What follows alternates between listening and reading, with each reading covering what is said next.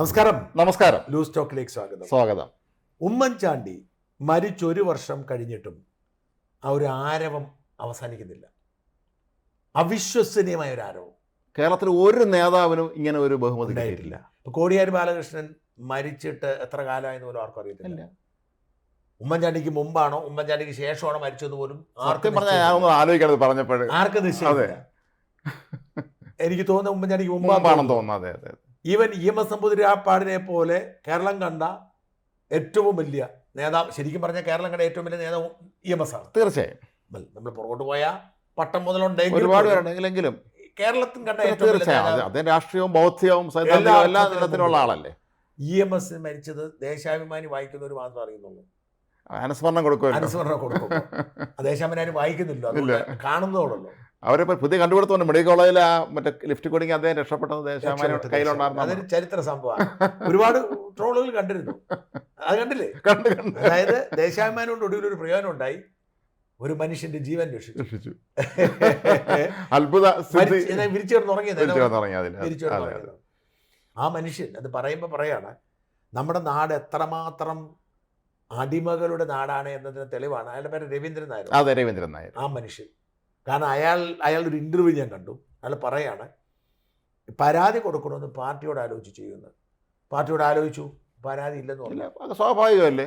ഒരു മനുഷ്യൻ 2 ദിവസം ഒരു ലിഫ്റ്റിൽ കുടുങ്ങി, അയാൾക്ക് ഒരു പരാതിയില്ല എന്ന് പറയണമെങ്കിൽ എത്രമാത്രം അടിമകളാണ് ഈ പാർട്ടിയിലുള്ളതെന്ന് മനസ്സിലാവും. ഇതിനേക്കാൾ ടിപ്പിക്കലായിട്ട് പറ്റില്ല. ഈ പാർട്ടി നന്നാവത്തുമില്ല, ഇവർ എത്ര തിരുത്തിയാലും നന്നാവത്തില്ല എന്ന് പറഞ്ഞു. എനിവേ, അപ്പം നമ്മൾ പറയുന്നത് ഉമ്മൻചാണ്ടിയിലേക്ക് ഒരു നേതാവിൻ്റെയും ഓർമ്മ ആഴ്ചകൾക്കപ്പുറത്തേക്ക് നീന്നിട്ടില്ല. ഒരു നേതാവിൻ്റെയും. ഇപ്പം എൻ്റെ ഓർമ്മയിലുള്ള ഏറ്റവും അസാധാരണമായ 3 സംസ്കാരങ്ങളാണ്. 1 കെ കരുണാകരൻ, 2 EMS, 3 നായനാർ. ഈ ശവസംസ്കാരമായിരുന്നു ഞാൻ കണ്ട ഏറ്റവും വലിയ. പക്ഷേ അവർ പോലും 1 വർഷമാകുന്നതിന് മുൻപ് വിസ്മൃതിയിലായി. ഉമ്മൻചാണ്ടിയുടെ ഇന്നിപ്പം സിംഗപ്പൂരിലൊരു ബാലചന്ദ്രൻ എന്ന് പറഞ്ഞ എൻ്റെ ഒരു സുഹൃത്തുണ്ട്. അദ്ദേഹം കോൺഗ്രസ്സുകാരനൊന്നും അല്ല. എനിക്കൊന്നും അദ്ദേഹം ഒരു സംഘപരിവാർ അനുകൂലിയാന്ന് തോന്നുന്നു. പക്ഷെ അദ്ദേഹം ഉമ്മൻചാണ്ടിയുടെ അദ്ദേഹം നാട്ടിൽ വന്നിരുന്നു. അദ്ദേഹം ഉമ്മൻചാണ്ടിയുടെ ചരമവാർഷികമായി നമ്മുടെ പുതുപ്പള്ളി പോയിരുന്നു. അവിടെ കുറേ ദൃശ്യങ്ങളൊക്കെ എനിക്ക് അടുത്ത് അയച്ചു. നമ്മുടെ ഗവർണറുടെ പ്രസംഗമൊക്കെ അയച്ചു. അപ്പോൾ ഒരു ശവസംസ്കാരം നടക്കുന്നത് പോലെയുള്ള തിരക്കാണ് അവിടെ രാവിലെ മുതൽ. തീർത്ഥാടനം പോലെയാണ് അതിപ്പോ ആയി. അവിടെ ഞാൻ പറഞ്ഞല്ലോ, അതിൻ്റെ ആ മുമ്പിൽ കൊണ്ടുവച്ചിരിക്കുന്ന ആളുകൾ നിവേദനം, അവരുടെ പരാതികൾ ആളുകൾ കൊണ്ടുവന്ന് അവിടെ നേർച്ചപ്പെട്ടി പോലെ അവിടെ കൊണ്ടിടുക. 1 വർഷമായിട്ട് തുടർച്ച. ഞാൻ പീയൂഷിനോട് പറഞ്ഞു, ഒന്ന് പോയി ഈ സത്യമാണോ ഒന്നൊന്നുകൂടെ പരിശോധിക്കാം, വൈകുന്നേരം ചെല്ലാൻ പറഞ്ഞു. അത് രാവിലെ ഒക്കെ എന്തായാലും പരിപാടികളാണ്. ഇത് കഴിഞ്ഞിട്ട് എല്ലാവരും പോകും, ആളുണ്ടോ എന്ന് അറിയണമല്ലോ. പീയൂഷിനോട് ഞാൻ പറഞ്ഞത് പോകാൻ പറഞ്ഞിട്ടുണ്ട്. പീയൂഷ് പോകാതിരിക്കുന്നത് വൈകിട്ട്. അപ്പം ഇത് അവിശ്വസനീയമാണ്. നിങ്ങൾ നോക്കൂ, ഈ ഒരു സോഷ്യൽ മീഡിയയിൽ ഇന്ന് ഉമ്മൻചാണ്ടിയായിരുന്നു മൊത്തം. എല്ലാ മാധ്യമങ്ങളെല്ലാം ഉമ്മൻചാണ്ടിയാണത്, വേറെ ഒന്നുമില്ല. ചാനലെല്ലാം ഉമ്മൻചാണ്ടിയാണ്. നല്ല ഉമ്മൻചാണ്ടിയാണ്. ആദ്യം തന്നെ എനിക്ക് തോന്നുന്നു ഏഷ്യാനെറ്റ് 3-4 ദിവസം മുന്നേ തന്നെ പരമ്പരകൾ തുടങ്ങി. അവരുടെ ന്യൂസിന്റെ ഭാഗമായിട്ട് ഓരോ സ്റ്റോറിയായിട്ട് ഉമ്മൻചാണ്ടിയായിട്ടുള്ള പഴയ കാര്യങ്ങൾ കൊടുത്തു തുടങ്ങി. എനിക്ക് ഇന്നലെ അത് ഫീൽ ചെയ്തത് ഞാൻ പറയാം. നമ്മൾ പലപ്പോഴും ഒരു വാർത്തയെ അപ്രോച്ച് ചെയ്യുമ്പോൾ ജനങ്ങളുടെ പൾസ് നമുക്ക് വളരെ പ്രധാനപ്പെട്ട കാര്യമല്ല. നമുക്കിപ്പം എല്ലാം നമ്മൾ പറയുന്നു, നമുക്ക് എല്ലാ വിഷയത്തെക്കുറിച്ച് പ്രതികരിക്കുമ്പോഴും നമ്മളൊരു വിഷയം സബ്ജക്റ്റ് ഓഫ് ദി ഡേ എന്ന തരത്തിൽ തിരഞ്ഞെടുക്കണമെങ്കിൽ ജനങ്ങളുടെ പൾസ് നോക്കും. ഇപ്പം എനിക്ക് തോന്നുന്നത് കോടിയേരി ബാലകൃഷ്ണൻ മരിച്ചപ്പോഴാണ് തോന്നുന്നു മരണവാർത്ത പോലും ആരും കാണുന്നില്ലായിരുന്നു. മരിച്ചു അത്ര അറിഞ്ഞ അവരുടെ വിഷയം തീർന്നാണ്. ഉമ്മൻചാണ്ടി മരിച്ചപ്പോൾ അങ്ങനെ ആയിരുന്നില്ല. ആ ദിവസങ്ങളോളം ഉമ്മൻചാണ്ടിയുടെ മരണവുമായി ബന്ധപ്പെട്ട വാർത്തകൾ ഇങ്ങനെ ജനങ്ങൾ അതുപോലെ കാണുമായിരുന്നു. അപ്പം ഞാൻ ഇന്നലെ നല്ല തിരക്കായിരുന്നു. ജോൺ മുണ്ടക്കത്തിന് ഇൻ്റർവ്യൂ ഉണ്ടായിരുന്നു. നമ്മുടെ ഈ ഡെസ്കിലേക്ക് ഞാൻ 5-8 പേരെ ഇൻ്റർവ്യൂ ചെയ്യേണ്ട സാഹചര്യം ഉണ്ടായിരുന്നല്ലേ. അങ്ങനെ ഒരു തിരക്ക് കാരണം ഇന്നലെ വീഡിയോ വേണ്ട പോലെ ചെയ്യാൻ പറ്റില്ല, ഫോക്കസ് ചെയ്യാൻ പറ്റില്ല. അപ്പോൾ കുറേ കഴിഞ്ഞപ്പോൾ എനിക്കൊരു വിഷമം. ആകെപ്പാടെ 3 വീഡിയോ ചെയ്തിട്ട് 1 വീഡിയോ എങ്കിലും ചെയ്യണമല്ലോ.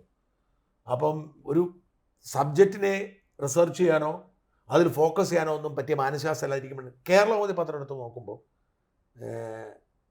നമ്മൾ ചുമ്മാ മറിച്ച് നോക്കിയപ്പോൾ അശോകൻ്റെ ലേഖനം, ഡോക്ടർ ബി അശോകൻ ലേഖനം. ഇപ്പം അശോക് സിവിൽ സർവീസിലെ ഒരു താപ്പാനയാണ്, ആർക്കും അങ്ങനെ വഴങ്ങത്തില്ല. പക്ഷേ അച്ചടക്കത്തിന്റെ വളയം മറികടക്കത്തില്ല. ഈ ജേക്കബ് തോമസ് ഉണ്ടായിരുന്ന കുഴപ്പമായ വളയം മറികടന്നു, വളയം വളയത്തിനപ്പുറം ചാടി. അപ്പൊ അശോകിന്റെ ലേഖനം ആയതുകൊണ്ട് മാത്രം ഞാൻ വായിച്ചു. കാരണം അശോക് ചുമ്മാ ഒന്നും എഴുതത്തില്ല, നല്ല കവിത പോലൊരു ലേഖനം ഉമ്മൻചാണ്ടിയെ കുറിച്ച്. സത്യം പറഞ്ഞാൽ അശോകൻ എങ്ങനെയൊരു ലേഖനം എഴുതാനൊരു പ്രചോദനം ഉമ്മൻചാണ്ടിയുടെ ഒരു ഒരു ഒരു ആവേശം മാത്രമായിരിക്കില്ല, പിണറായിയുടെ കാലത്ത് IAS കാരനായിരുന്നതും ആവാം. അത് രണ്ടും കൂടെ തരമേത്ത് ചെയ്തതാണ് അത് മനസ്സിൽ. അത് പറയുന്നില്ലെങ്കിൽ മനസ്സിൽ താരതമ്യം കൊണ്ടായിരിക്കും ഇത്രയും ആവേശം ഉണ്ടായത്. ഇത് വായിച്ച് ഇത് കൊള്ളാമല്ലോ എന്ന് ഞാൻ ഓർക്കുമ്പോഴാണ് ഒരാൾ എനിക്ക് നമ്മുടെ യുവ IAS കാരനായ പ്രശാന്ത് ഉണ്ട്, പ്രശാന്ത് ബ്രോയുടെ ഒരു ഫേസ്ബുക്ക് പോസ്റ്റ് തന്നിരിക്കുന്നു. പ്രശാന്ത് ബ്രോ അശോകന്റെ ലേഖനം ഷെയർ ചെയ്തുകൊണ്ട് പ്രശാന്തും പറഞ്ഞിരിക്കുകയാണ് കുറച്ച് കഥകൾ. അപ്പം ഞാൻ എന്ത് ചെയ്തത്, എളുപ്പമാണല്ലോ ഇത് വായിക്കാത്തവരോട് വായിച്ചോട്ടെ എന്ന് ഓർത്താണ് ഞാൻ ഈ കുറിപ്പും പ്രശാന്തിൻ്റെ കുറിപ്പും അശോകൻ്റെ ലേഖനം കൂടെ വായിച്ച് കളിപ്പിച്ചു. ഞാൻ എൻ്റെതായ ഒരു കോൺട്രിബ്യൂഷനും ഇല്ല. 2 ലക്ഷം പേര് കണ്ടു. അതാണ് ഉമ്മൻചാണ്ടി. അതായത് ഒരു ലേഖനം മുഴുവൻ നമ്മൾ വായിച്ച് കേൾപ്പിക്കുക. ആ ലേഖനം 2 ലക്ഷം പേര് വായിച്ച് കാണത്തില്ല. അതെ, അശോകൻ എഴുതിയ ലേഖനം 2 ലക്ഷം പേര്, കാരണം കേരളത്തിലേക്ക് എത്ര സർക്കുലേഷൻ തോന്നുന്നില്ല. അപ്പോൾ എനിക്കൊരു കാര്യം പെട്ടെന്ന് മനസ്സിലായി, ഉമ്മൻചാണ്ടി എന്ന് പറയുന്ന വികാരം ഇപ്പോഴും ശക്തമാണ്. മനുഷ്യനായിരുന്നുകൊണ്ടാണ് അദ്ദേഹം, അദ്ദേഹം മനുഷ്യനായിരുന്നു, അതാണ് കാര്യം. നമ്മളിന്ന് പിന്നെ നമ്മുടെ അമൽ പോയിട്ട് ഉമ്മൻചാണ്ടിയുടെ പ്രസന്റ് സ്റ്റാഫാണ്, അതിൻ്റെ APS ആയിരുന്ന വേണുചേട്ടൻ്റെ ഒരു ഇൻ്റർവ്യൂ എടുത്ത് കൊടുക്കുന്നത്. അപ്പം ഞാൻ കണ്ടുകൊണ്ടിരിക്കുകയായിരുന്നു വെച്ചിരിക്കുന്നത്. അദ്ദേഹം പറയുന്ന കാര്യങ്ങൾ, അദ്ദേഹം ഒരു അനുഭവം പറയുന്നുണ്ട്. അത് അത് സ്വാഭാവികമാണ്. ഉമ്മൻചാണ്ടിയെ സംബന്ധിച്ച് ഉമ്മൻചാണ്ടി ഓഫീസിൽ അറിയാം രാത്രിയും പകലും നിൻ്റെ ആളിങ്ങനെ വരെയാണ്. അപ്പോൾ രാത്രി ഏതാണ്ട് 11:30 മറ്റോ ആയപ്പോൾ ഒരു അമ്മയും മകളും അപ്പോൾ ദൂരെ എവിടെ നിന്ന് വന്നാൽ ജോലിയുടെ എന്തോ കാര്യമാണ്, വൈകി, മുഖ്യമന്ത്രി കണ്ടപ്പോൾ തന്നെ വൈകി. അപ്പം പെട്ടെന്ന് തന്നെ അദ്ദേഹം വേണുചേട്ടനെ വിളിച്ചിട്ട് 12 മണിയോളമായി, വേണു ഇവരെ തനിച്ച് വിടരുത്, നിങ്ങൾ ആരോടെയാണ് വന്നതെന്ന് ചോദിച്ചു. അവർ ദൂരെ എങ്ങാണ്ടുള്ളവർ തിരുവനന്തപുരത്ത് പഞ്ചൂര് അത് ബന്ധു വിട്ട് താമസിക്കുകയാണ്. വിളിച്ചിട്ട് വന്ന് വേണു ഇവരെ തനിച്ച് വിടരുത്, കൊണ്ടാക്കണമെന്ന് പറഞ്ഞു. 12 മണിക്ക് വേണുചേട്ടൻ അവരെ കൊണ്ടുവന്നാക്കി. പിറ്റേന്ന് രാവിലെ ഓഫീസിൽ കണ്ട ആദ്യ ചോദ്യം ഉമ്മൻചാണ്ടിയോട്, വേണു ഇന്നലെ അവരെ കൊണ്ടുവന്ന് വിട്ടിരുന്നോ എന്ന് ചോദിച്ചു. സമാനമായൊരു സംഭവം ഇന്ന് എനിക്കുണ്ടായി. മുഖ്യമന്ത്രി പ്രസ് സെക്രട്ടറി PT ചാക്കോയുടെ ഇൻ്റർവ്യൂ ഞാൻ എടുത്തു. ഈ PT ചാക്കോ ഞാൻ നേരത്തെ സൂചിപ്പിച്ചിട്ടുണ്ട്, DBLന്റെ സീനിയർ. നിങ്ങൾ ഉണ്ടായിരുന്നില്ല? കണ്ടു, ഞങ്ങൾ ഇറങ്ങിയവൻ കണ്ടു.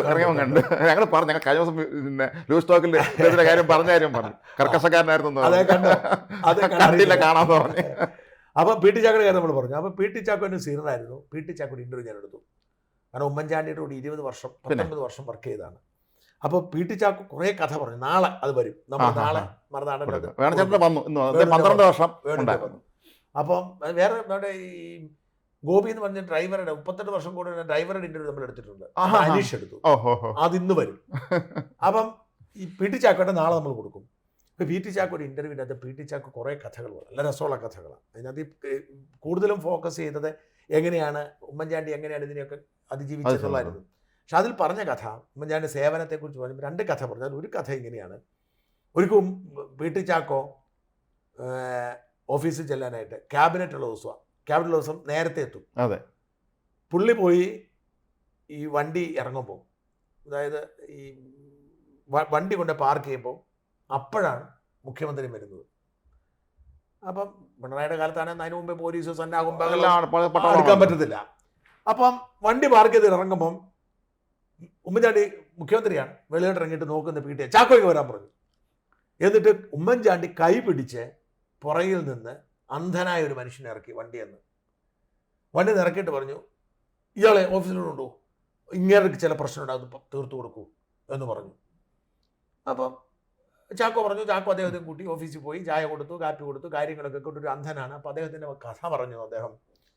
അദ്ദേഹത്തിന് ചില മുഖ്യമന്ത്രിയെ കാണണം, പലതവണ മുഖ്യമന്ത്രിയെ കാണാൻ ഓഫീസിലെത്തി.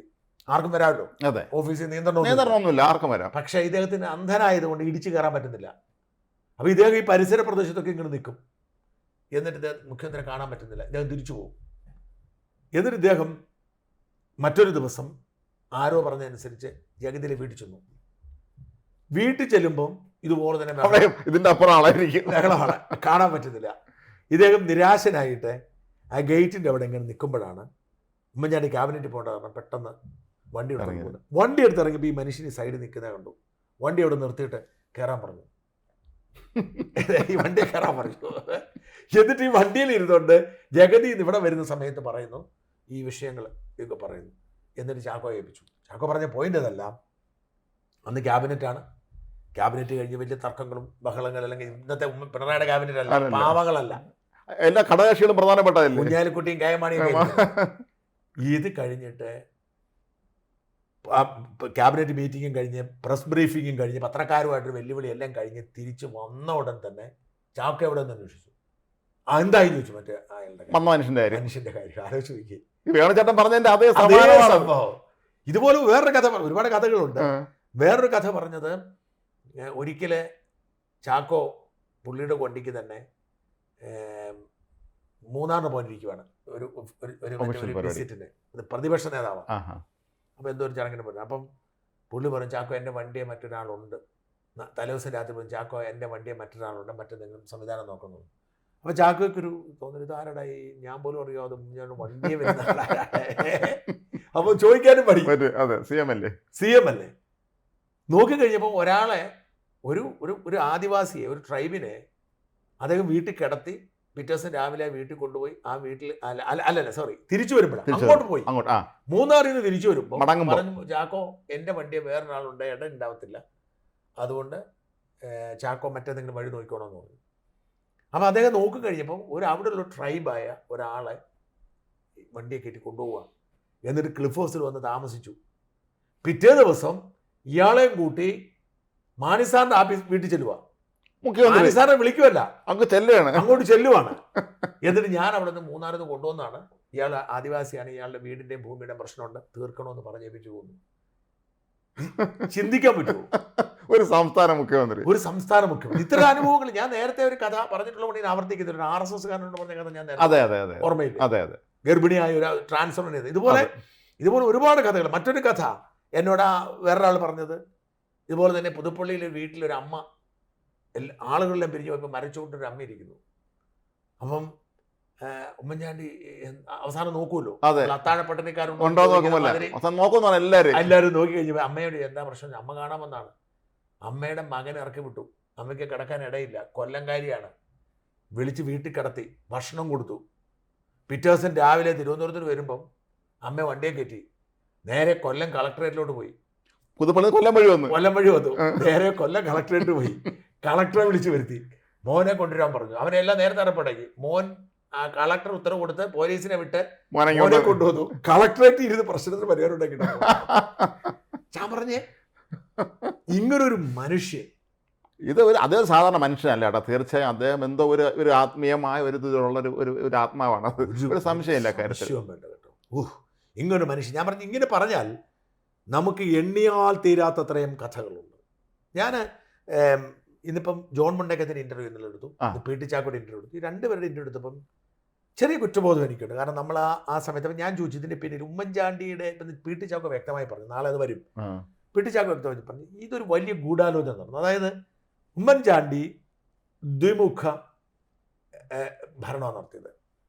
ഒരു വശത്ത് അദ്ദേഹം ഈ പാവപ്പെട്ട മനുഷ്യരെ ചേർത്ത് പിടിക്കുക, അവർക്ക് വേണ്ടി എല്ലാം ചെയ്യുക. അപ്പം ഞാനീ പറഞ്ഞ നമ്മളിപ്പോൾ പറഞ്ഞ കഥകളൊക്കെ അതിനകത്ത് വരും. അവിടെ മാത്രമല്ല, ഈ ക്ഷേമ പെൻഷൻ ഉമ്മൻചാണ്ടിയുടെ ആശയമാണ്. ഇവന്മാർ കുടിശ്ശിക എന്ന് പറഞ്ഞ് ബഹളം വെക്കുന്നുണ്ട്. ഉമ്മൻചാണ്ടിയുടെ ആശയമാണ്, UDFന്റെ ആശയമാണ്. മുഖ്യമന്ത്രി ദുരിതാശ്വാസ നിധി. ഇത്തരത്തിൽ പാവപ്പെട്ട മനുഷ്യരുടെ കാര്യങ്ങളിലെല്ലാം ഇദ്ദേഹം ഇടപെടൽ നടത്തുന്ന ഒരു സംഭവം. അതുപോലെ ജനസമ്പർക്ക പരിപാടി എന്ന് പറഞ്ഞാൽ 13 ലക്ഷം ആളുകളുടെ ഇടയിൽ നേരിട്ടിറങ്ങി ചെന്നു. നോക്കൂ, അദ്ദേഹം പറയും മുള്ളാൻ പോലും പോകത്തില്ലായിരുന്നു.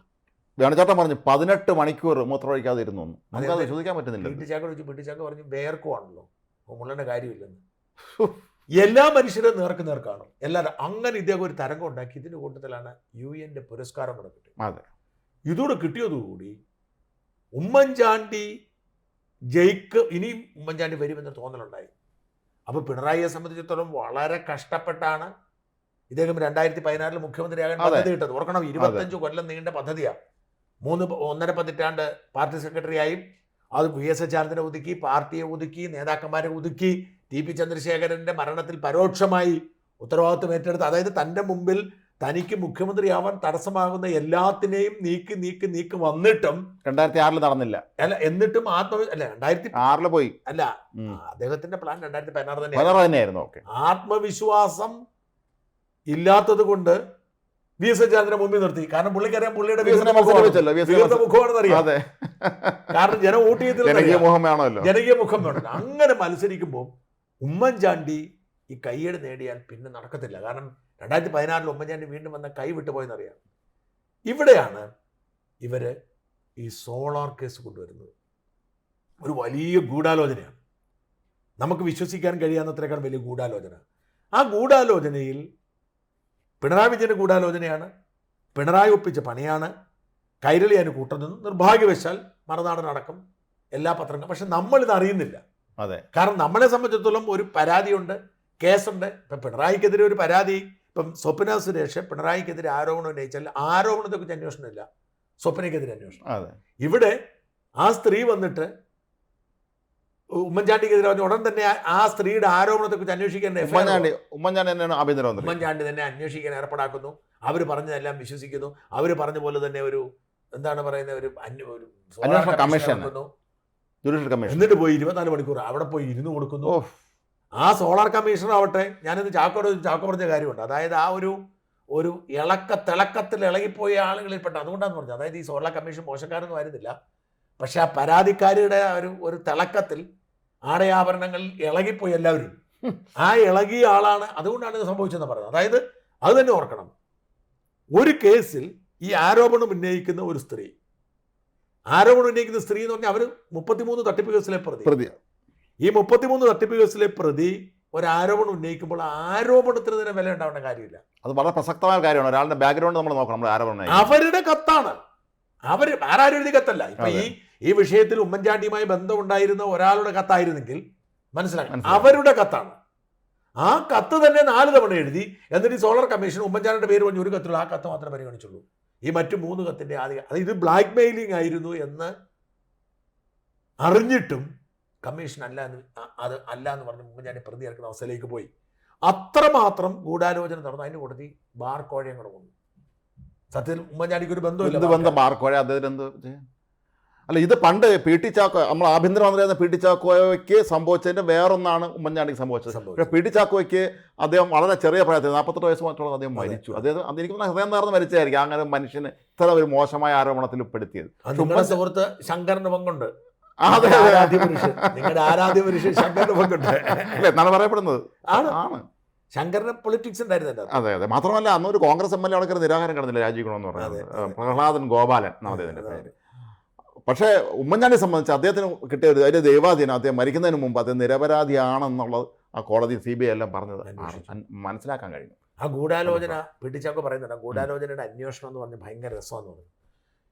ഇപ്പം ഇവർ പീഡിപ്പിച്ച ദിവസത്തെ സാരി, ഈ സാരി ആണല്ലോ PC ജോർജിന്റെ വീട്ടിൽ കൊണ്ട് വെച്ചത്. അതെ. ഈ PC ജോർജ് അത് നിഷേധിച്ചു. പക്ഷെ ഈ സാരി വെറുതെ PC ജോർജ് നിഷേധിച്ചുകൊണ്ട് മാത്രമല്ല പീഡിപ്പിച്ചില്ല എന്ന് പറയുന്നത്. ഈ സാരി ഫോറൻസിക് പരിശോധനയ്ക്ക് അയച്ചു CBI. അപ്പോൾ CBIക്ക് മനസ്സിലായി ഇത് അന്നുള്ള സാരി പോലും അല്ല. 2, അങ്ങനെ ഒരു സാരി പീഡിപ്പിച്ചെങ്കിൽ ആ സാരിയിൽ എന്തെങ്കിലും അംശങ്ങൾ കാണുമല്ലോ. അതെ, ഇതൊന്നുമില്ല. അതുപോലെ തന്നെ ഇവർ ഇന്ന ഹോട്ടലിൽ താമസിച്ചു, ആ ഹോട്ടലിൽ ഇങ്ങനെ ആൾ താമസിച്ചിട്ടില്ല. CBI മുഴുവൻ ഡബിൾ ചെക്ക് ചെയ്ത് പരിശോധിച്ചാണ് ഈ സാധനം. എൻ്റെ 2 പ്രശ്നങ്ങൾ ഇവിടെ നമ്മൾ പറഞ്ഞ, പിണറായിയെ സംബന്ധിച്ചിടത്തോളം അധികാരത്തിന് വേണ്ടി ഏതറ്റം വരെ പോകുന്ന ഒരു മനുഷ്യനാണ്. അതുകൊണ്ട് പിണറായി ഇങ്ങനെയൊക്കെ ചെയ്ത് നമുക്ക് അത്ഭുതപ്പെടേണ്ട കാര്യം. പക്ഷേ തുല്യമായ ഉത്തരവാദിത്വം കോൺഗ്രസിലെ ചില നേതാക്കൾക്കുണ്ടായിരുന്നു. 2 തരത്തിൽ നമ്മളതിനെ കാണണം. ഒന്ന്, ഈ സോളാർ വിവാദം ഇടതുപക്ഷം ഇത്രയും മൂപ്പിക്കാൻ കാരണം കോൺഗ്രസിന് ഒരു വിഭാഗത്തിൻ്റെ പിന്തുണ തന്നെയായിരുന്നു. അവർ തന്നെയാണ് ചില ഈ മലയാളി സുകുമാരൻ നായരെയൊക്കെ രംഗത്തിറക്കിയത് കോൺഗ്രസ്സുകാർ തന്നെയാണ്. അയാൾ കോൺഗ്രസ്സുകാരനായിരുന്നല്ലോ. കോൺഗ്രസ്സുകാരനായിരുന്നു. അപ്പോൾ അവരൊക്കെയാണ് ഈ കോൺഗ്രസിനുള്ളിലെ ഗൂഢാലോചനയും ഉമ്മൻചാണ്ടിക്ക് വലിയ തിരിച്ചടിയായി. ഇനി രണ്ടാമതൊരു വശം കൂടെ നമ്മൾ പരിഗണിക്കണം. ഉമ്മൻചാണ്ടിയെ പോലൊരു രാഷ്ട്രീയ നേതാവിൻ്റെ രാഷ്ട്രീയ ജീവിതം തകർക്കുന്ന തരത്തിൽ, അദ്ദേഹത്തിന് തുടർഭരണം കിട്ടാത്ത തരത്തിൽ, അദ്ദേഹത്തെ അപമാനിക്കുന്ന തരത്തിലുള്ള ഒരു വലിയൊരു ഗൂഢാലോചന, അത് ഗൂഢാലോചനയാണെന്നും തട്ടിപ്പാണെന്നും വ്യക്തമായല്ലോ. ഈ വ്യക്തമായിട്ട് കോൺഗ്രസ്സുകാരെങ്കിലും രംഗത്തിറങ്ങുന്നുണ്ടോ? പിണറായിക്കെതിരെ കേസ് കൊടുക്കണ്ടേ, പിണറായിക്കെതിരെ സമരം നടത്തണ്ടേ? ഒന്നും ചെയ്തില്ല. ഏതാണ്ട് ഇവരെ പറഞ്ഞ് ശരിയാണെന്ന് ധനിപ്പിക്കുന്ന രീതിയിൽ പലരും സംസാരിക്കാൻ ചെയ്തിട്ടുണ്ട്. ഇപ്പോഴെങ്കിലും CBIയുടെ റിപ്പോർട്ട് വന്നപ്പോഴെങ്കിലും പിണറായിക്കെതിരെ അവർ മാനനഷ്ട കേസ് കൊടുക്കണ്ടേ? ഈ മനുഷ്യൻ എല്ലാ അന്വേഷണത്തിലും ഉമ്മൻചാണ്ടിയെ കൊടുക്കാൻ കഴിയാതിരുന്നിട്ടും ഇയാൾക്കെതിരെ ഈ സ്ത്രീയെ കൊണ്ട് പരാതി മേടിച്ചിട്ട് CBIക്ക് വിട്ട് കള്ളക്കേസെടുത്ത ആളാണ്. അപ്പം CBI മര്യാദയ്ക്ക് അന്വേഷിച്ചുകൊണ്ട് അപ്പം CBIക്ക് രാഷ്ട്രീയം ഉണ്ടെന്ന് പറയുന്നു. KC വേണുഗോപാൽ വരെ പ്രതിയായിരുന്നു. അതെ, എല്ലാവരും AICC ജനറൽ സെക്രട്ടറി ആയിരുന്ന KC വേണുഗോപാൽ പ്രതിയായിരുന്നു. വേണമെങ്കിൽ ഇവരെല്ലാം CBIക്ക് അറസ്റ്റ് ജയിലിലടക്കാമായിരുന്നു. ഈ CBIയെ കുറ്റം പറയുമ്പോൾ ഇവർ ആലോചിക്കേണ്ട കാര്യം, കോൺഗ്രസ്സുകാർ ആലോചിക്കേണ്ട കാര്യം ഏറ്റവും കുറഞ്ഞത്, എന്തുകൊണ്ട് ഉമ്മൻചാണ്ടിയോ അല്ലെങ്കിൽ KC വേണുഗോപാലിനെയോ ഹൈബിയുടെയോ ഒന്നും ഇവർ പ്രതിയാക്കിയില്ല എന്നുള്ളതാണ്. കൂട്ടിലെ തത്തയല്ല എന്നിപ്പം അവർ തെളിയിച്ചു, അവർ മനസ്സിലാക്കേണ്ടതാണ്. അപ്പം ഈ രണ്ട് കാര്യം നമ്മൾ പരിഗണിക്കണം. ഒന്ന്, ഈ ഗൂഢാലോചനയിൽ നമ്മളൊക്കെ എങ്ങനെ പങ്കാളിയാണെന്ന് പലരും ചോദിക്കാറുണ്ട്. വാസ്തവത്തിൽ നിയമപരമായി ഞങ്ങളൊക്കെ ചെയ്ത് നമ്മൾ അന്ന കാലത്ത് നമ്മൾ ചെയ്ത തെറ്റൊന്നുമില്ല. കാരണം എന്താ വെച്ചാൽ പരാതിയുണ്ട്, പരാതിക്കാരിയുണ്ട്, FIR ഉണ്ട്, എല്ലാം ശരിയാണ്. പിന്നെ ധാർമ്മികമായി ശരിയാണ്. പക്ഷെ എപ്പോഴും മനസ്സിലാക്കണം, ഞാൻ ആ ജോൺ മുണ്ടക്കത്തോട് ചോദിച്ചൊരു ചോദ്യമുണ്ട്, ഈ ചാരക്കേസ്. പക്ഷെ ഒരു വിഷയം എല്ലാവരും പ്രിയപ്പെട്ട പ്രേക്ഷകർ മനസ്സിലാക്കേണ്ട ഒരു കാര്യം, ഒരു പണ്ടാണെങ്കിൽ പ്രിന്റഡ് പത്രത്തിൻ്റെ കാലത്ത് 24 മണിക്കൂർ നമുക്ക് സമയം കിട്ടും. നമുക്കൊരു വാർത്ത കിട്ടിയാൽ 24 മണിക്കൂറിലും 12 മണിക്കൂർ കിട്ടും. നമുക്കിതൊരു വാർത്ത കിട്ടിയാൽ ആ വാർത്ത നമുക്ക് രാത്രി വെരിഫൈ ചെയ്യാൻ സമയമുണ്ട്, പിറ്റേ ദിവസമാണ് വരുന്നത്. ഇന്ന് വാർത്ത ഓരോ വ്യക്തിയും ഓരോ മീഡിയ, അപ്പം വാർത്ത അപ്പം തന്നെ ജനം അറിയും. അതുകൊണ്ട് നമുക്ക് മത്സരത്തിന്റെ ഒരു കാലഘട്ടത്തിൽ നമുക്ക് ഇഗ്നോർ ചെയ്യാൻ പറ്റത്തില്ല, അത് കൊടുത്തേ പറ്റും, അല്ലെങ്കിൽ നമ്മൾ തള്ളപ്പെട്ടു പോകും, അല്ലെങ്കിൽ നമ്മൾ തട്ടിപ്പ് കാണിക്കണം ജനങ്ങൾ കരുതും. ദരിദ്രം മാത്രമല്ല, നമ്മളാരും കാണാതാവും. രണ്ട്, ഇനിയിപ്പോൾ നമ്മുടെ ഒരു ഇൻവെസ്റ്റിഗേഷൻ, ഞാൻ ജോൺ മുണ്ടക്കയോട് സംസാരിച്ചപ്പോൾ അദ്ദേഹം പറഞ്ഞൊരു കാര്യം, നമ്മളൊരു ഇൻവെസ്റ്റിഗേഷൻ നടത്തും, നമുക്ക് മാത്രം ഇൻഫർമേഷൻ കിട്ടും. നമ്മളതേക്കുറിച്ച് ഇൻവെസ്റ്റിഗേഷൻ നടത്തിയാൽ പോലും ദീർഘകാലം ഇൻവെസ്റ്റിഗേഷൻ നടത്താൻ പറ്റത്തില്ല. അതിൻ്റെ അറ്റവും മൂളയൊക്കെ ആർക്കെങ്കിലും കിട്ടി ചോർന്നു പോകും, അടുത്ത മാധ്യമക്കാർ അത് കൊണ്ടുപോകും. അതൊരു വലിയ പ്രശ്നം തന്നെയാണ്. അത് എന്തെങ്കിലും കിട്ടുന്നത് കൊടുക്കാമല്ലോ. അതെ. അപ്പം ഈ ഒരു സാഹചര്യത്തിൽ വാർത്തകൾ കിട്ടുന്നത് കൊടുക്കാനേ പറ്റൂ. പക്ഷെ അപ്പോഴും ഞങ്ങൾ മറുനാടൻ ചെയ്തിരുന്ന കാര്യം, ഈ CD തപ്പിപ്പോയ പരിപാടിക്കും നമ്മൾ സപ്പോർട്ട് ചെയ്തില്ല, ചാനലുകൾക്കെതിരായിരുന്നു നമ്മൾ. ഞാൻ ഭാഗ്യത്തിനൊന്നും മറുനാടന് വീഡിയോ ഇല്ലായിരുന്നു, ഉണ്ടായിരുന്നെങ്കിൽ കുറേ പേര് ദോഷം കൊണ്ട് കൂടുതൽ കേട്ടിട്ടുണ്ട്. അന്ന് വീഡിയോ ഓൺലൈൻ ചാനൽ, അതുകൊണ്ട് പേരുദോഷത്തിന് തോത് കുറഞ്ഞു. എന്നിട്ടും നമ്മളാണ് ഏറ്റവും കൂടുതൽ ഉപദ്രവിച്ചെന്ന് പറഞ്ഞ ആളുണ്ട്. എന്തുകൊണ്ടെന്നറിയുമ്പോൾ നമ്മൾ മാപ്പ് പറയാനുള്ള സത്യസന്ധത കാണിച്ചു. എടുത്തിട്ട് പിണറായി അലക്കിയ ഏഷ്യാനെറ്റ് അടക്കം, ഈവൻ ഉമ്മൻചാണ്ടി അലക്കിയ ഉമ്മൻചാണ്ടി അലക്കിയ ഏഷ്യാനെറ്റ് അടക്കം, എന്തിനേറെ ഉമ്മൻചാണ്ടിയെ വളർത്തി എന്ന് പറയുന്ന മനോരമ പോലും ഈ സോളാർ കേസിൽ ഉമ്മൻചാണ്ടിയെ സഹായിച്ചില്ല. കാരണം ചെയ്യാൻ പറ്റത്തില്ല. ഇത് പലരും പിടികിട്ടാത്തൊരു വസ്തുതയാണ്. അപ്പോൾ ഇത് മനസ്സിലാക്കാതാണ് നമ്മളെ കുറ്റം പറയുന്നത്. പക്ഷേ ഇയാളൊരു മഹാനായിരുന്നു, ഉമ്മൻചാണ്ടി ഒരു മഹാനായിരുന്നു എന്ന കാര്യത്തിൽ ഈ ഓരോ സംഭവങ്ങളും തെളിയിക്കുകയാണ്, അല്ലേ? തീർച്ചയായും. മാത്രമല്ല, അദ്ദേഹത്തെ സംബന്ധിച്ച് അദ്ദേഹത്തെ വളരെ നിർമ്മമതയോടെയാണ് ഇത് കാണുന്നത്. അദ്ദേഹം വികാരപ്രകടനം നടത്തുകയോ പൊട്ടിത്തെറിക്കുകയോ കരയോ ഒന്നും ചെയ്തില്ലല്ലോ. അദ്ദേഹത്തിൻ്റെ മുഖത്തുണ്ട് എപ്പോഴും ആത്മവിശ്വാസമുണ്ട്. ഞാൻ നല്ലത് ചെയ്ത ആൾ തന്നെയാണ്, എൻ്റെ ഭാഗത്ത് തെറ്റില്ല എന്ന് ഉറപ്പുള്ള ഒരു മനസാക്ഷി കൊണ്ട് ഉറപ്പുള്ള ഒരാളിന് ദൈവത്തിൻ്റെ മുന്നിൽ അദ്ദേഹം സത്യത്തിന് അദ്ദേഹത്തിനെ അറിയാമായിരുന്നു. അതൊരു വിശ്വാസം കൂടെ ആയിരുന്നല്ലോ, അദ്ദേഹത്തിന് അത് അറിയാമായിരുന്നു. ഈ പിട്ടിച്ചാക്ക പറഞ്ഞ മറ്റൊരു കഥ നിങ്ങളിത് പറഞ്ഞപ്പോൾ, നിർമ്മമതയുടെ കാര്യം പറഞ്ഞപ്പോഴേ അത്ഭുതപ്പെട്ടൊരു വാർത്ത. ഞാനൊക്കെ പോലും ഇപ്പം നമ്മൾ ഈ സ്ഥാപനം നടത്തിപ്പോയതുകൊണ്ട് ചില കാര്യങ്ങൾ ഇഷ്ടപ്പെടും പൊട്ടിത്തെറിക്കാറുണ്ട്. ഇങ്ങനെ ജീവിതത്തിൽ ദേഷ്യപ്പെട്ടിട്ടില്ലെന്ന് പറഞ്ഞു. ജീവിതത്തിൽ ഭാര്യയോടോ മക്കളോടോ നാട്ടുകാരോ ദേഷ്യപ്പെടലിൻ്റെ പേരിലുണ്ടാകുന്ന വേദന പോലും അങ്ങനെ താങ്ങാൻ പറ്റും. ഉദാഹരണം എന്നോട് ചാക്കോ പറഞ്ഞു, ഈ ഉമ്മൻചാണ്ടിക്കെതിരെ ഒരു വലിയ ഒരു അന്വേഷണം, ഒരു ആരോപണം വരുന്നു. ഏതാണ്ട് എന്തോ ഒരു സംഭവം, അത് മുഖ്യമന്ത്രി ആയിരിക്കവേ എന്തോ ഒരു സംഭവം ഉണ്ടാകുന്നു. ആ സംഭവം വലിയ വാർത്തയായിട്ട്, ഞാനൊക്കെ സംഭവം മറന്നുപോയി, വലിയ വാർത്തയായിട്ട് ദേശാഭിമാനിയൊക്കെ വരുന്നു. വലിയ സംഭവമായിരിക്കും. അതിൻ്റെ അന്വേഷണം പ്രഖ്യാപിക്കുന്നു. അന്വേഷണ റിപ്പോർട്ട് ഉമ്മൻചാണ്ടി ക്ലീൻ ചെയ്തുകൊണ്ടാണ്. അപ്പോൾ ഈ അന്വേഷണ റിപ്പോർട്ട് വന്നു, അത് ഫുൾ പുറത്ത് വന്നിട്ടില്ല. അപ്പം പിട്ടിച്ചാക്കോയ്ക്ക് റിപ്പോർട്ട് കിട്ടി. പിട്ടിച്ചാക്കോ ഇത് ചോർത്തി കൊടുത്തു, മനോരമയ്ക്കും ഏതൊരു വേറൊരു പത്രത്തിനും ചോർത്തി കൊടുത്തു. വാർത്ത വന്നു.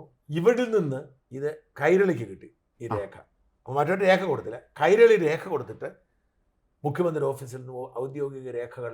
അത് വലിയ വിവാദം ഉണ്ടായത്, വലിയ വാർത്തയായി, വലിയ വിവാദമായി. നിയമസഭയിൽ ചോദ്യമായി. കോടിയേരി ബാലകൃഷ്ണൻ ഏറ്റെടുത്തു. ഉമ്മൻചാണ്ടിയെ കുഴപ്പത്തിലായി. ഉമ്മൻചാണ്ടി നേരെ ചർച്ച ചെയ്തു, ചാക്കോയെ വിളിച്ചു, എന്താ സംഭവിച്ചെന്ന് ചോദിച്ചു. അപ്പോൾ ചാക്കോ പറഞ്ഞു, ക്ഷമിക്കണം സാറേ, ഞാൻ കൊടുത്തു തുറച്ചു, ഒന്നും പറഞ്ഞില്ല.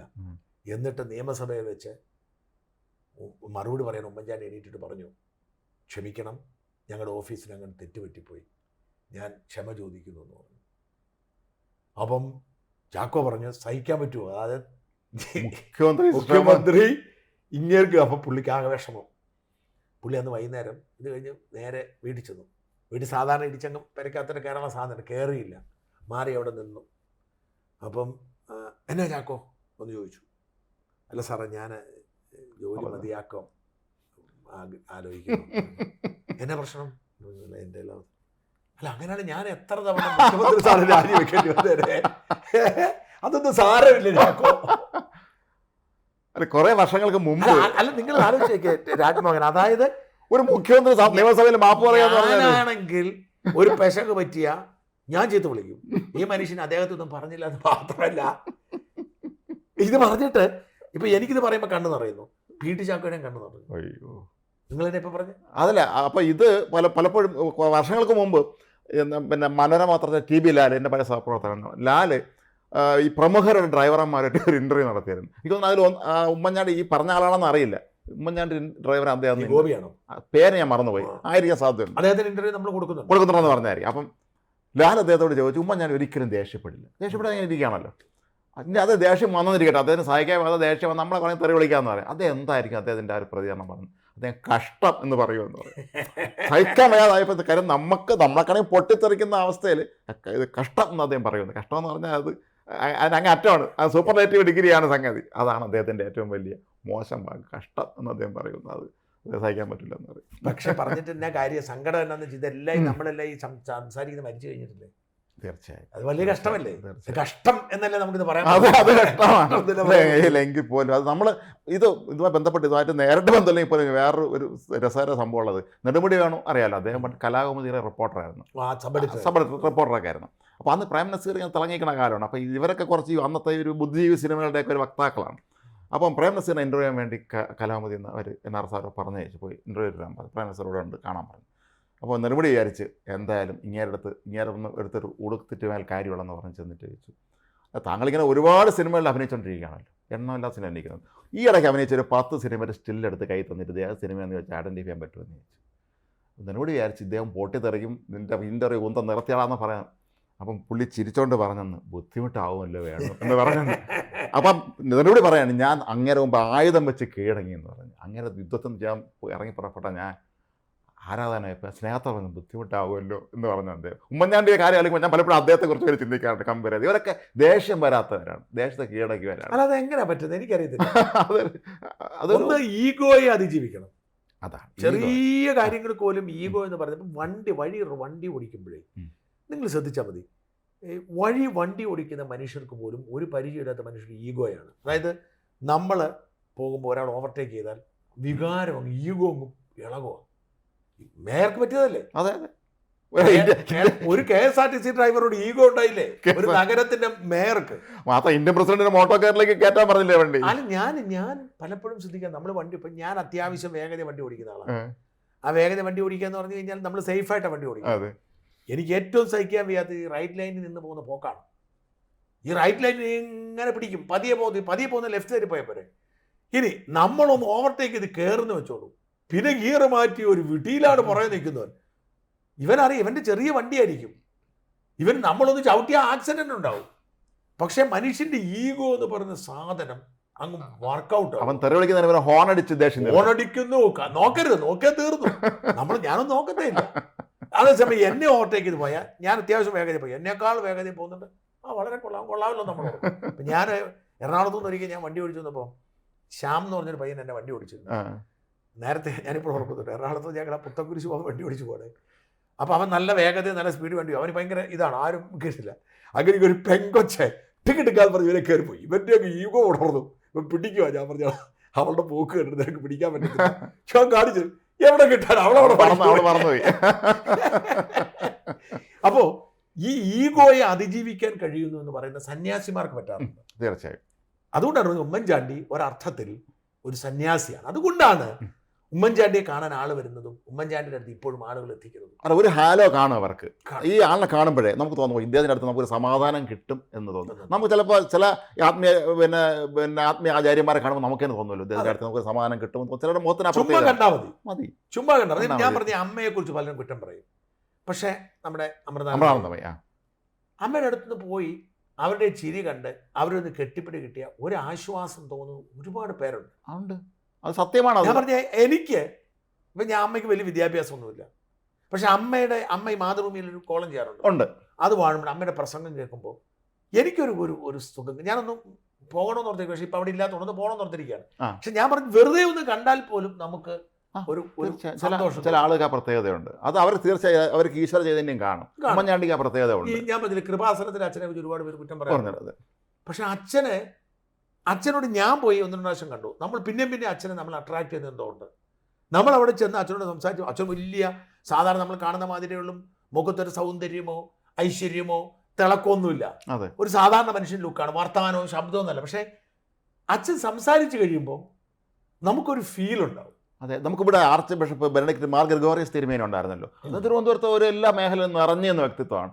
നമുക്ക് അദ്ദേഹത്തെ കാണുമ്പോൾ നമുക്ക് തോന്നും എന്തോ ഇദ്ദേഹം ഇറങ്ങിയാൽ എല്ലാ പ്രശ്നത്തിനും പരിഹാരം ഉണ്ടാകുമെന്ന് തോന്നിപ്പോൾ. അദ്ദേഹത്തിൻ്റെ ആ ഒരു അദ്ദേഹത്തിൻ്റെ സംസാര രീതി, സ്നേഹം, അതൊക്കെ കാണുമ്പോൾ നമ്മൾ അങ്ങോട്ട് ആകർഷിക്കപ്പെടും അദ്ദേഹത്തിലേക്ക്. ക്ലീമിസ് പിതാവ് മോശമല്ല. തിരുവനന്തപുരത്ത് പണ്ട് 82 അന്ന് മാറ്റി തിരുവനന്തപുരത്ത് വർഗീയ കലാപം നടന്നല്ലോ. അന്ന് ശരിക്കും പറഞ്ഞാൽ അത് എല്ലാം ശരിയാക്കാൻ വേണ്ടി ആദ്യം ഇറങ്ങിയ തിരുമേനിയാണ്. അദ്ദേഹം ഇറങ്ങി. ഈ തിരുമേനി അല്ല മറ്റേ ഗ്രിഗോറിയസ് തിരുമേനി. അതെ, അദ്ദേഹം ഇവിടുത്തെ നമ്മുടെ ഈ ബിഷപ്പ് ഹൗസില്ല മലങ്കര സഭയിൽ. പക്ഷെ അദ്ദേഹം ഇറങ്ങിക്കഴിഞ്ഞപ്പോൾ ഉണ്ടല്ലോ ഈ ഗുസ്തി പിടിക്കാൻ നിന്ന എല്ലാവരും അത് പിന്നെ സർക്കാരൊക്കെ ഉണ്ടായിരുന്നെങ്കിൽ പോലും അദ്ദേഹമാണ് അത് ആദ്യം ഇറങ്ങിയത്. വാസ്തവത്തിൽ അദ്ദേഹത്തിന്റെ വിശ്വാസികൾ കുറവാണ് അവിടെ, എണ്ണത്തിൽ കുറവാണ്. ലത്തീനാണ്. ലത്തീനാണ് അവിടെ ഉള്ളത് ആ മേഖലയിൽ. മറ്റേ മലങ്കര സഭയാണ്. അതെ, മലങ്കരയുടെ ഇതാണ്. അതാണ്. എന്നാൽ പോലും അദ്ദേഹത്തിന്റെ മുഖത്ത് പോയി ആർക്കും അങ്ങനെ ഒന്നും പറയാൻ പറ്റില്ല. അത്ര ഒരു പ്രത്യേകതയുള്ള മനുഷ്യനാണ്. ഉമ്മൻചാണ്ടി ചിരി സഞ്ചരിച്ചുണ്ടായപ്പോഴും ഉമ്മൻചാണ്ടി ചിരിക്കാൻ പറ്റില്ല. കൃത്രിമ ചിരിയല്ല, അത് ഒരു ഒറിജിനൽ ചിരിയാണ്. ഒന്ന് വിൽക്കും. അങ്ങനെ ആദ്യം വെക്കും. എന്തിനാണെന്നറിയോ? ആലോചിക്കാനാണ്. ഉമ്മൻചാണ്ടി ഒരു കാര്യത്തിന് ഉത്തരം പറഞ്ഞ ആലോചിക്കാൻ എടുക്കുന്ന നേരമാണ്. അതിനിടയിൽ കൃത്യ ഉത്തരം പറഞ്ഞു. ഒരിക്കൽ പണ്ട് പത്രപ്രവർത്തക യൂണിയന്റെ ഇത് കിടക്കും, നമ്മളെ കുടുംബമേള നടക്കുമ്പോൾ കോവളത്ത് ഉമ്മൻചാണ്ടി ഇങ്ങനെ വരാം. രാത്രിയാണ് ഇതെങ്ങനെ കയറി വരുമ്പം ആടെ മക്കളെ കൊച്ചുമക്കളെ ഒരു കുട്ടി ഉറക്ക വിളിച്ച് പറഞ്ഞു ഈ അപ്പൂപ്പനെ എനിക്ക് അറിയാമെന്ന് പറഞ്ഞു. ഉമ്മൻചാണ്ടി ഇവിടെ നിന്ന് ആരാണ് മോനെ ഞാനെന്ന് ചോദിച്ചു. പറഞ്ഞ് ഈ അപ്പൂപ്പനാണ് ഉമ്മൻചാണ്ടി അപ്പൂപ്പനെന്ന്. അദ്ദേഹം അടുത്തത് കുട്ടിയെ കൈയൊക്കെ പിടിച്ചിട്ടൊക്കെ പോയി. അങ്ങനെ ഒരു ഔപചാരികത ഇല്ലാത്ത മനുഷ്യൻ. അപ്പൊ നമ്മളിത് അവസാനിപ്പിക്കുന്നതിന് മുമ്പ് ഒരു കാര്യം കൂടി നമുക്ക് പറയേണ്ടതുണ്ട്. ഈ ഉമ്മൻചാണ്ടിക്ക് ഈ ദൈവിക പരിവേഷം ഇപ്പോൾ ഉണ്ടായിട്ടുണ്ട്. ഈ ദൈവിക പരിവേഷം ഇത്രയും ശക്തമാകാൻ ഒരു കാരണമുണ്ട്. അതെന്താണെന്നറിയാം? ഉമ്മൻചാണ്ടി ഒരുപാട് നല്ല മനുഷ്യരോട് ചെയ്തു, സ്നേഹം ചെയ്തു, ഒക്കെ ചെയ്തു. ഈ ഉമ്മൻചാണ്ടി വികാരം ഇത്ര ശക്തമാകാനും ഒരു ദൈവിക പരിവേഷം കിട്ടാനും ഒക്കെ കാരണം പിണറായി വിജയനാണ്. നമ്മളത് മറക്കരുത്. കാര്യം താരതമ്യം വരുമല്ലോ എപ്പോഴും. അതായത് ഈ നമ്മളിപ്പോൾ കാണുന്നത് ആരെയാ? വലിയ ആരവങ്ങളോടുകൂടി 10-40 വാഹനങ്ങളെ ചീറിപ്പായുന്ന ആംബുലൻസ്, ഇടിവണ്ടി, തോക്കുചൂട്ടി, കറുത്ത വസ്ത്രം ധരിച്ചിരിക്കുന്ന അംഗരക്ഷകര്, വടിയുമായിട്ട് വഴിയിൽ രക്ഷാപ്രവർത്തനം അടിക്കാൻ ആളുകളെ ഹെൽമെറ്റും ചടിച്ചട്ടിയും കൊണ്ട് പാർട്ടിക്കാരെ ഇങ്ങനെ ഒരു രാജാവ് ഇങ്ങനെ ടെറർ സൃഷ്ടി. ഞാൻ പിണറായി ഇഷ്ടപ്പെടാത്തതിൻ്റെ പ്രധാനപ്പെട്ട കാരണം ഞാൻ ആ നന്തങ്കോട് വെച്ചിട്ട് 5-6 തവണ ഇയാൾ കടന്നു പോകുന്നതിന് വേണ്ടി എനിക്ക് വെയിറ്റ് ചെയ്യേണ്ടി വന്നിട്ടുണ്ട്. എനിക്കാണ് സഹിക്കാനേ പറ്റത്തില്ല. നമ്മളൊരു പൗരൻ ഇയാളെ കടത്തുന്നത് അത് എത്ര നേരം, ഒരു 5 മിനിറ്റ് മുമ്പ് തന്നെ നമ്മളെ വഴി തടഞ്ഞു പോകാൻ. ഈ സിഗ്നൽ മുഴുവൻ ഓർക്കണം. ഈ പോലീസ് തന്നെ പോരാഞ്ഞിട്ട് ഇങ്ങനെ കോട്ടയത്തിന് പോവുകയാണെങ്കിൽ ഈ വഴിയിലെ മുഴുവൻ സിഗ്നൽ ഓഫാക്കി മണിക്കൂറുകൾ നമ്മൾ ബ്ലോക്കാക്കി വയ്ക്കും. എന്ന് മാത്രമല്ല ഈ വഴിയിലുള്ള മുഴുവൻ പോലീസ് ഓഫീസർമാരും SP മുതൽ ഞാൻ ഈ പലതവണ എയർപോർട്ട് വഴി കണ്ടിട്ടുണ്ട്. DYSPമാരും SP-മാരും DIGമാരും വഴിയരികിലാണ് ഇത് ഞാൻ കടന്നു പോകാൻ വേണ്ടിയിട്ട്. ഇങ്ങനെ അധികാരം കാട്ടുന്ന, അഴിമതി കാട്ടുന്ന, ഒരു മൈക്കിനോട് പോലും പൊട്ടിത്തെറിക്കുന്ന, നല്ലത് പറഞ്ഞാൽ പോലും ഇഷ്ടപ്പെടാത്ത, അതായത് പ്രസംഗിക്കുമ്പോൾ നല്ലത് പറഞ്ഞ ഇമാതിരി കമന്റ് വേണ്ട, മൈക്ക് തട്ടിത്തെറിക്കുന്ന, പൊട്ടിത്തെറിക്കുന്ന, ഇങ്ങനെ ഒരു നാം പറഞ്ഞ വെറുപ്പിൻ്റെയും ഒരു ധാർഷ്ട്യത്തിൻ്റെയും അശ്ലീലത്തിൻ്റെയും, അതായത് ഒരു അശ്രീകരം എന്നൊക്കെ പറയുന്ന തരത്തിലുള്ള രൂപമായി ഇയാൾ നമ്മുടെ മുമ്പിൽ ഇങ്ങനെ നിറഞ്ഞു നിൽക്കുമ്പോൾ നമുക്ക് ഉമ്മൻചാണ്ടിയോട് സ്നേഹം തോന്നും. സ്വാഭാവികം മാത്രമാണ്. ഞാൻ സെക്രട്ടേറിയറ്റിൻ്റെ കഥ ഓർക്ക് ജോൺ മുണ്ടൊക്കെ പറഞ്ഞപ്പോഴാണ്. അതായത് ആർക്കും ഞാൻ ഒരിക്കലും ലൂസ് ടോക്കിൽ സംസാരത്തിൽ പറഞ്ഞാണ്. എന്നോട് CP ജോൺ പറഞ്ഞ ഒരു ഐഡിയ. അതായത് സെക്രട്ടറി 3 മണി കഴിഞ്ഞ് ടെക്നിക്കലി കയറാൻ പറ്റത്തുള്ളൂ. പണ്ടാ ഉമ്മൻചാണ്ടിയുടെ കാലത്തൊക്കെ മുമ്പാ. അപ്പം ഞാൻ സെക്രട്ടറി കയറി. എന്നോട് CP ജോൺ പറഞ്ഞു, എടാവേ നീ എന്തിനാടാ, നീ ചെന്നിട്ട് സെക്യൂരിറ്റിയോട് ഷാജനസ്കറിയാന്ന് പറയണം. അപ്പൊ സെക്യൂരിറ്റി ഓർക്കും നീ എന്തോ ഒരു ഭയങ്കര സംഭവമാണ് കേൾക്കോളം പറയുന്നത്. അപ്പൊ ഞാൻ പലതവണ അവിടെ ചെന്നിട്ട് സെക്യൂരിറ്റി ഷാജനസ്കറിയ പൊക്കോളോ സാറേ എന്ന് പറഞ്ഞു. ഇങ്ങനെയുള്ള സെക്രട്ടേറിയറ്റില് ഉമ്മൻചാണ്ടിയുടെ കാലത്ത് ആർക്കും എപ്പോഴും മുഖ്യമന്ത്രിയുടെ ഓഫീസിൽ ആർക്കും കയറാൻ പറ്റത്തില്ലെന്ന് മാത്രമല്ല, ഒന്ന് ആരും കയറ്റത്തില്ല. ഇനി ചെന്നാൽ അവിടെ ഇരിക്കുന്ന പെണ്ണുകേസിലെ വീരന്മാരൊക്കെയാണ് മുമ്പിലും പുറകിലൊക്കെ ഇരിക്കുന്നത് എന്ന് മാത്രമല്ല, ഇവിടെ ഒരു മനുഷ്യൻ ഇപ്പം നിങ്ങൾക്ക് സെക്രട്ടേറിയറ്റിലേക്ക് പോകണമെങ്കിൽ പത്രക്കാരുടെ അക്രഡിറ്റേഷൻ ഉണ്ട്, ആർക്കും പോകാമായിരുന്നു. അപ്പം അത് പോയി. ഇവിടെ ഈ 50 കോപ്പി പ്രിന്റ് എടുത്തിട്ട് മറ്റേ ഫോട്ടോഷാറ്റ് എടുത്തിട്ട് മന്ത്രിമാർക്കും പി ആറിലും കൊടുത്തിട്ട് പൈസ സർക്കാർ വാങ്ങി പരസ്യം മേടിക്കുന്ന പത്രക്കാരുണ്ടല്ലോ, ഇവന്മാരുടെ പരിപാടി 50 രൂപ മേടിച്ചിട്ട് ആളെ കയറ്റി വിടില്ലായിരുന്നു ഒരു കാലത്ത്. അക്രഡിറ്റേഷൻ ഉണ്ടല്ലോ. ഈ അക്രഡിറ്റേഷൻ ഒന്നും ഒരു വിലയില്ല. ഒരു സെക്രട്ടേറിയറ്റിനകത്ത് കയറണമെന്നുണ്ടെങ്കിൽ മുൻകൂട്ടി അപ്പോയിന്റ്മെന്റ് എടുത്ത് അവിടുന്ന് ഒപ്പ് ജയിച്ച് നടപടിക്രമങ്ങൾ പൂർത്തിയായി അയാളെ മാത്രമേ കാണാൻ പാടുള്ളൂ, വേറൊരാളെ കാണാൻ പറ്റില്ല. അതായത് ഇരുമ്പ് മറയിട്ട് സെക്രട്ടേറിയറ്റിനെ ഇയാൾ അടച്ചു. ഉമ്മൻചാണ്ടി എന്താ ചെയ്തിരുന്നത്? ക്യാമറ തൻ്റെ ഓഫീസിലേക്ക് വെച്ചിട്ട് അത് ലൈവായി നാട്ടുകാരെ കാണിച്ചിരുന്നു. മാനസിക പ്രശ്നമുള്ള ഒരു മനുഷ്യൻ കസേരയിൽ കയറി ഇരുന്നില്ലേ ഉമ്മൻചാണ്ടി എന്നപ്പോ? ഞാൻ പറഞ്ഞത് ഞാൻ പറഞ്ഞു വരുന്നത് രാജ്മോഹൻ, ഉമ്മൻചാണ്ടി ഇത്രയും മഹാനായി ഇന്ന് വാഴ്ത്തപ്പെടുന്നതിൻ്റെ ഒരു കാരണം, അല്ലെ അദ്ദേഹത്തിന് ദൈവിക പരിവേഷം ഉണ്ടാകുന്നതിൻ്റെ യഥാർത്ഥ കാരണം പിണറായി നമ്മളെ 8 വർഷം ഭരിച്ചു എന്നുള്ളതാണ്. ഇയാളെ കാണുന്നവരൊക്കെ അത് മാർസിസ്റ്റുകാരാണെങ്കിലും ഉമ്മൻചാണ്ടിയെ ദൈവമായിട്ട് കരുതും. വല്ലതും പറഞ്ഞിട്ടേ. അപ്പൊ ഉമ്മൻചാണ്ടി ദൈവമാക്കിയത് ആരെ എന്ന ചോദ്യത്തിന് ഒറ്റ ഉത്തരവേ ഉള്ളൂ. ഭാവിയിൽ ഉമ്മൻചാണ്ടി ദൈവമാകും. അന്ന് PSC പരീക്ഷയിൽ ഒരു ചോദ്യമാവാം, ഉമ്മൻചാണ്ടി ദൈവമാരാക്കിയത് ആരെ? ഉത്തരവ് ഒന്നേ ഉള്ളൂ, പിണറായി വിജയൻ. നമസ്കാരം.